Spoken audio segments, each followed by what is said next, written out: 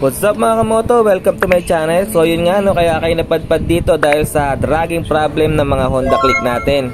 So bali ngayong araw, susubukan natin solusyonan yan sa pamamagitan nitong aftermarket clutch bell na binili natin online.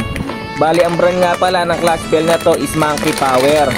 Hindi siya kilalang brand katulad ng RS8 o JBT, pero garantisado ka naman sa inyo mga kamoto na quality, maganda, at sa tingin ko pulido naman ang pagkakagawa nito.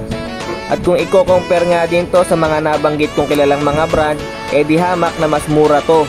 At ang kagandahan pa rito ay meron na siyang groove, kaya garantisado na mas magiging makapit ang lining natin sa aftermarket na clutch bell na to.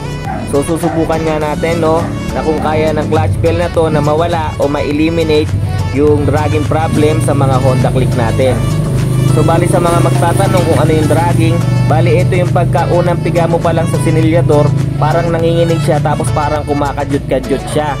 O kaya yung magi-slow down ka, halimbawa dadaan ka sa humps, tapos pagpiga mo uli sa throttle, doon mo mararamdaman yung dragging. For sure marami nang naka-experience sa inyo nakakairitang dragging na yan.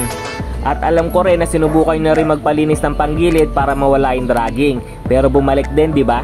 So sana ito na yung solusyon sa problema natin. So tara, kabit na natin to. So bali yan, tatanggalin na natin yung crankcase. Gagamit lang kayo dito ng 8mm na T-wrench. Fast forward na natin para mabilis. Once na natanggal nyo lahat ng tornilyo, sikwatin nyo lang dyan sa may bandang ilalim sa gilid.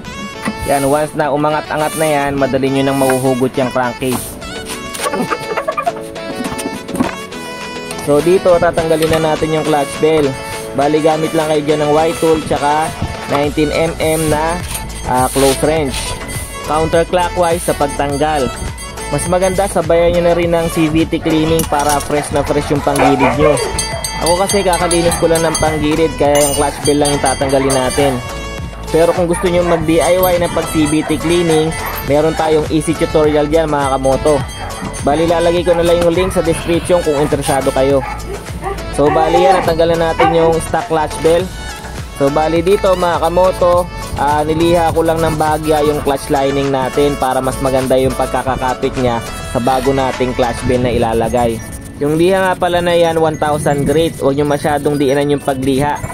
Magkaroon lang ng konting gaspang yung lining, okay na yun. Yan, kabitan natin yung bago nating clutch bell with groove.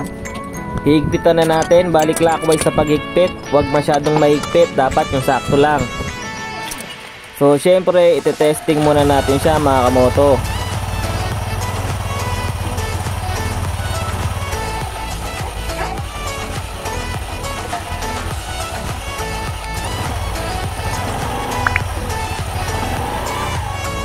So bali yan, kabit na natin uli yung crankcase. Bali after nito, test drive na natin.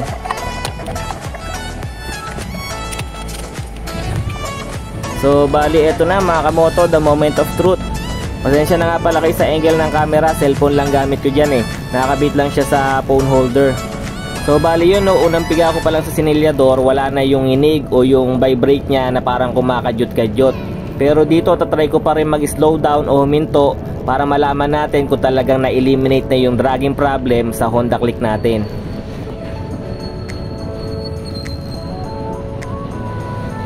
So yan, kadalasan sa ganitong senaryo lumalabas yung dragging problem ng Honda Click natin. Yung mag-slow down tapos biglang piga.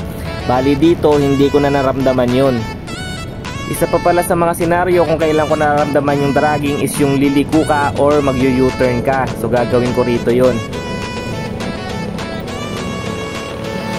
So yan yung pagliko ko dyan mga kamoto, smooth na smooth. Walang kang inig-inig yung Honda Click natin. Kumbaga wala na yung kadyot-kadyot nya, as in zero dragging na siya mga kamoto. So bali dito naman dadaan tayo ng humps. So dyan madalas ko nararamdaman yung dragging, pero yung pagdaan ko dyan mga kamoto, as in wala na talaga. Pero paalala ko lang mga kamoto, hindi lang kasi sa pagpalit ng clutch bell nawawala ang dragging. Marami kasing pwedeng panggalingan ng dragging, pwedeng sa belt nyo kung maluwag na or sa flyball nyo kung pudpud na.